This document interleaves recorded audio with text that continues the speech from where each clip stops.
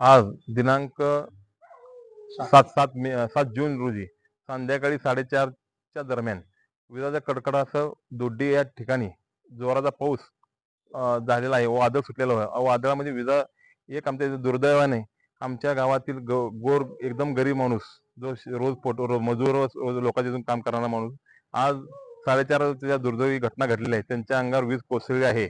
जे त्यांच्या आणि त्यांचा 50% त्यांचा म्हणजे भाग हे झालेला आहे, जळालेला आहे. आणि तरी शासनाला विनंती आहे की बाबा हा एकदम गरीब शंकर तुळशीराम राठोड वय वर्ष 69 हा रोजंदारी करून खाणारा माणूस आहे.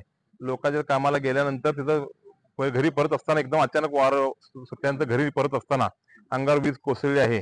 त्या कोसळल्यामुळे तिथं भरपूर नुकसान म्हणजे त्यांचं अर्धा भाग शरीर जळालेला आहे.